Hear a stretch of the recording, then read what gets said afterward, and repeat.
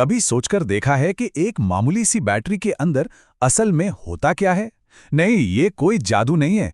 ये तो है कमाल का विज्ञान, जो आम से केमिकल्स को बिजली में बदल देता है। तो आज हम क्या करने वाले हैं? हम इस डिवाइस को बिल्कुल स्क्रैच से बनाने और समझने के एक सफर पर चलेंगे। सबसे पहले हम देखेंगे कि केमिकल्स से करंट बनता कैसे। फिर हम इस सेल को असल में असेंबल करेंगे। उसके बाद इलेक्ट्रॉन्स के सफर को ट्रैक किया जाएगा।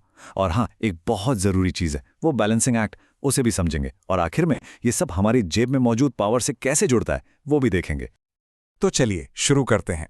अब इससे पहले कि हम ये समझें कि ये कैसे काम करता है, ये जानना जरूरी है कि आखिर ये है क्या। तो गैल्वेनिक सेल, इसे आप एक मिनी पावर प्लांट समझ सकते हैं।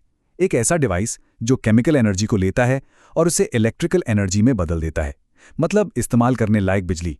और ये सब होता है स्पॉन्टेनियस रेडॉक्स रिएक्शंस की वजह से, मतलब ऐसी केमिकल रिएक्शंस जो अपने आप होती हैं।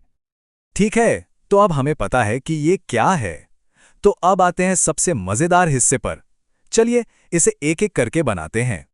सबसे पहले हमें चाहिए दो अलग अलग कंटेनर। इन्हें कहते हैं हाफ सेल्स। और जैसा कि नाम से ही पता चल रहा है, हर एक में रिएक्शन का आधा हिस्सा होता है। तो हमारे पहले हाफ सेल में क्या है?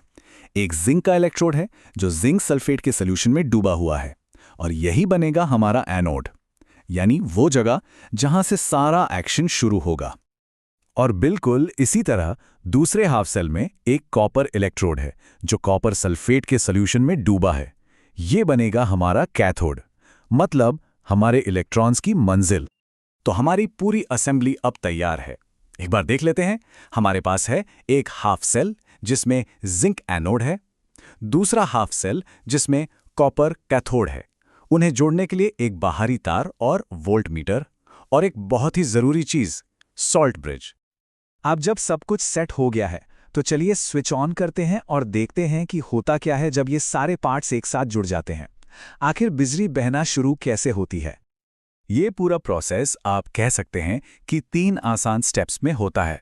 स्टेप 1, एनोड पर ऑक्सीडेशन। स्टेप 2, इलेक्ट्रॉन्स का तार के जरिए बहना।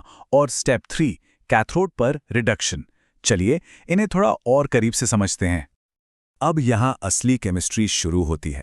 एनोड पर क्या होता है? जिंक का एटम अपने 2 इलेक्ट्रॉन छोड़ देता है। ये इलेक्ट्रॉन तार से ट्रैवल करके कैथोड तक पहुंचते हैं, जहां सॉल्यूशन में मौजूद कॉपर आयन इन 2 इलेक्ट्रॉन्स को पकड़ लेता है। और इलेक्ट्रॉन्स का यही फ्लो, यही तो बिजली है। इस टेबल से ये बात और भी साफ हो जाती है। हमारा एनोड यानी जिंक, वहां होता है ऑक्सीडेशन, मतलब वो इलेक्ट्रॉन खोता है। और हमारा कैथोड यानी कॉपर, वहां होता है रिडक्शन, मतलब वो इलेक्ट्रॉन हासिल करता है। सिंपल है, एक देता है और दूसरा लेता है। लेकिन एक मिनट रुकिए, इस सिस्टम में एक प्रॉब्लम है। जैसे जैसे रिएक्शन आगे बढ़ती है, दोनों तरफ चार्ज का बैलेंस बिगड़ने लगता है और ये पूरी प्रोसेस को रोक सकता है। तो फिर? तो सवाल ये उठता है कि यह सेल अपने आप को ठप होने से कैसे बचाता है?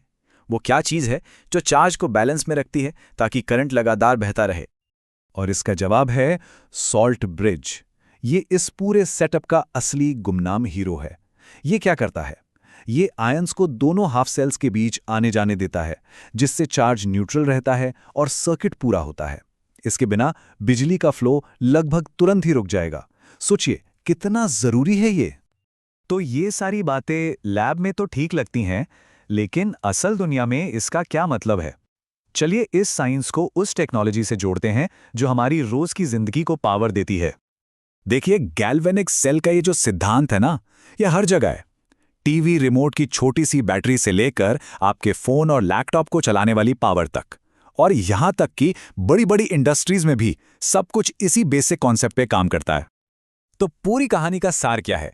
ये लाइन इसे परफेक्टली बताती है। जिंक ऑक्सीडाइज होता है, मतलब इलेक्ट्रॉन खोता है। कॉपर आयन रिड्यूस होते हैं, मतलब इलेक्ट्रॉन हासिल करते हैं। और इसी लेन देन में हमें मिलता है इलेक्ट्रिक करंट, बस केमिकल से बिजली। और ये सब हमें एक बहुत बड़े सवाल पर लाकर छोड़ देता है। आज दुनिया को और ज्यादा पावर चाहिए। तो सोचने वाली बात यह है कि भविष्य में कौन सी नई केमिकल रिएक्शंस हमारी दुनिया को, हमारी बैटरियों को पावर देंगी।